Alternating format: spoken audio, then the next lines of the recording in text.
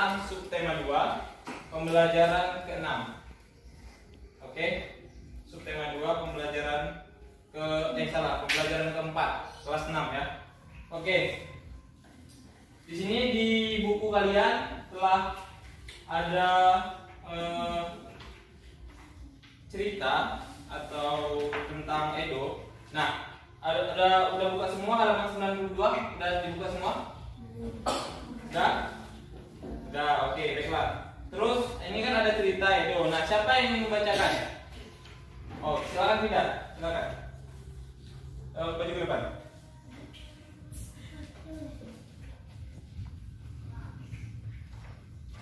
Ikan bandeng asap merupakan salah satu oleh-oleh yang dapat ditemui di Sidoarjo, Jawa Timur. Banyak orang yang menyukai produk jenis ikan ini. Edo membawa oleh-oleh ikan bandeng asap dari Sidoarjo. Ia membawa satu ikan ke sekolah untuk dibagikan kepada teman-temannya saat makan siang. Potongan ikan hanya cukup untuk 6 orang. Saat makan siang tiba, selain sahabatnya, 3 orang temannya yang lain ikut bergabung. Semuanya ada sekitar 9 orang mengelilingi meja kantin. Edo bingung. Oke, terima kasih Mida. Silakan mengambil tempat. Nah, di cerita ini kita akan belajar tentang pembelajaran bahasa Indonesia, yaitu menentukan ide pokok dari sebuah paragraf. Nah, sebelumnya saya ingin tanya, ada yang tahu nggak apa itu ide pokok? Silakan mengatakan yang tahu ide pokok. Ide pokok adalah Dika silakan. Yuk. Ide pokok dan paragraf. ide pokok adalah ide atau gagasan utama dari sebuah paragraf. Paragraf Paragraf adalah Serangkaian. kalimat yang saling berhubungan untuk menjelas pokok pikiran. Oke, terima kasih Dika, silakan balik tempat. Selanjutnya, karena sudah mengerti tentang ide pokok. Nah, tadi kan si teman kita Pida udah membacakan cerita si Edo. Nah, di sini kita akan menentukan ide pokok dari paragraf yang dibacakan Pida tadi. Nah, saya akan membacakan, nanti teman-teman silakan menentukan ide pokok dari sebuah paragraf ini ya. Ikan bandeng asap merupakan salah satu oleh-oleh yang terdapat ditemui di Sidoarjo, Jawa Timur. Banyak orang menyukai produk jenis ikan ini. Nah, kira-kira di paragraf pertama, ide pokoknya apa? Ikan bandeng. Ikan bandeng. Ada lagi? Terus ada lagi? Udah? Oh betul, ikan bandeng asap berasal dari Sidoarjo. Terus yang kedua, Edo membawa oleh-oleh ikan bandeng asap dari Sidoarjo. Ia membawa satu ikan ke sekolah untuk dibagikan kepada temannya saat makan siang. Potongan ikan hanya cukup untuk 6 orang. Nah, paragraf pertamanya di mana?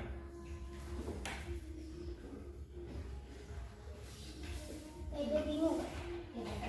Salah. Paragraf pertamanya di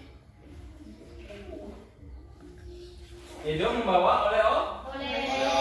Terus yang ketiga, saat makan siang tiba, selain sahabatnya, 3 orang temannya yang lain ikut bergabung. Semuanya ada sekitar 9 orang mengelilingi meja kantin. Jadi Edo bingung. Mana kira-kira paragraf? Mana kira-kira ide pokoknya? Edo bingung. Oke, di LKPD kalian udah ada diskusi. Mari kita berdiskusi. Apa yang dilakukan Edo saat ketiga temannya datang? Apa tadi ya? Jawabannya sama semua ya? Mengajak untuk bersama-sama.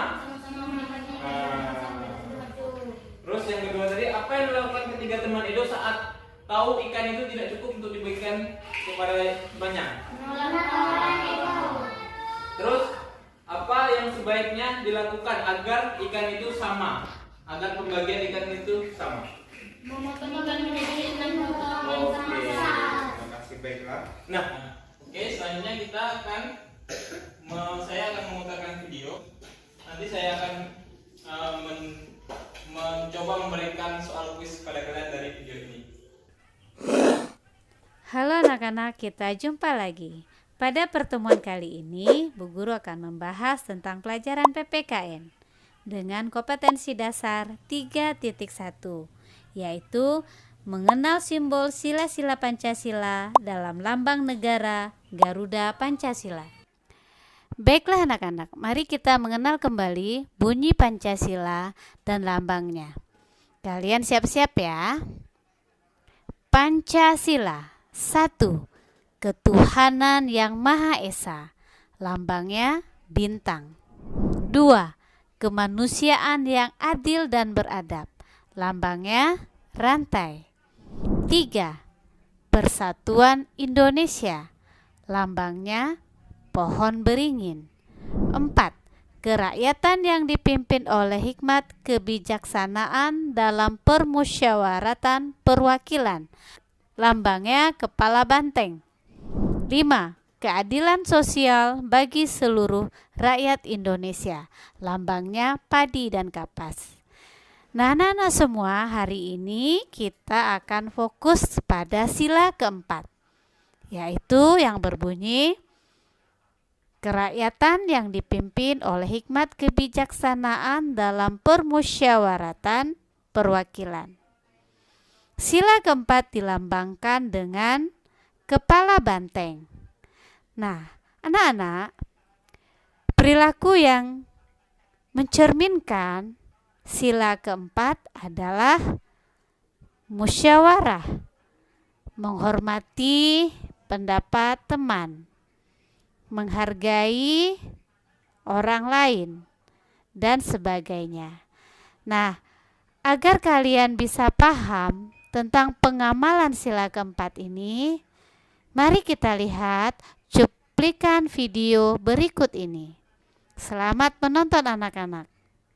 Cerita tentang sebuah keluarga yang sedang berkumpul membicarakan tujuan piknik.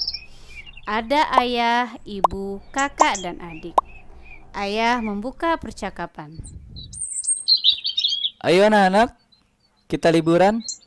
Besok pikniknya kemana? Ke pantai saja ayah. Ke Ragunan ya?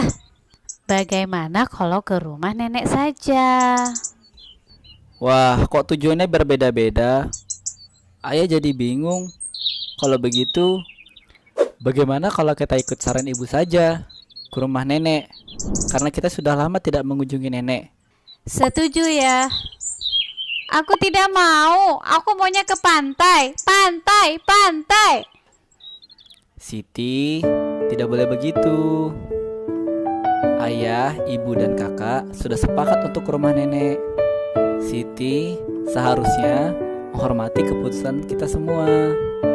Baiklah ayah, aku ikut saran ke rumah nenek. Yang penting kita piknik. Terima kasih ayah. Nah, begitu Siti. Itu baru namanya anak yang baik.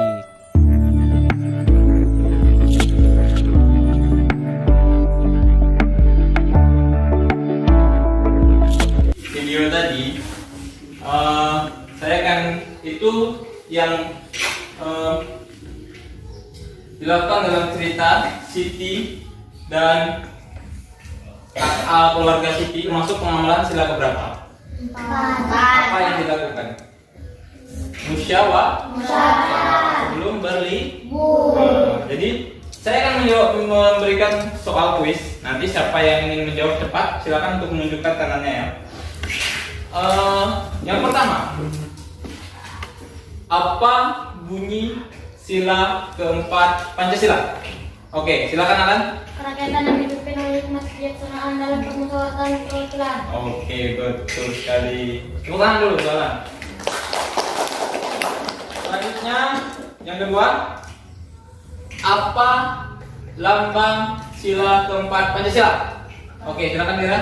Banteng. Oke, selanjutnya, siapa yang ingin ke pantai? Silakan Lepa. Adik. Namanya siapa? Siti. Oke, betul. Apakah kemana yang disarankan oleh ibu untuk berlibur? Silakan ya. Rumah nenek. Oke, betul sekali. Oke, karena kita udah memberikan beberapa tentang contoh-contoh pengamalan sila keempat Pancasila. Nah, di sini Bapak ingin berkelompok untuk berdiskusi untuk menyebutkan 3 contoh penerapan sila Pancasila. Silakan berdiskusi. Oke, sudah. Silakan. Siapa yang ingin menyebutkan 3 contoh penerapan sila keempat Pancasila? Alan untuk membacakan. 3 contoh penerapan. Oke. A. Melakukan musyawarah saat hendak memilih ketua kelas. Melakukan musyawarah. Terus? B. Mematuhi dan menjalankan hasil musyawarah dengan etikat baik. Terus? C. Melaksanakan pendapat sendiri pada orang lain. Oke, betul sekali. Jadi yang pertama itu melakukan musyawarah sebelum memilih ketua kelas. Nah, kebiasaannya kan kita dalam memilih ketua kelas itu biasanya kita melakukan voting, itu termasuk musyawarah.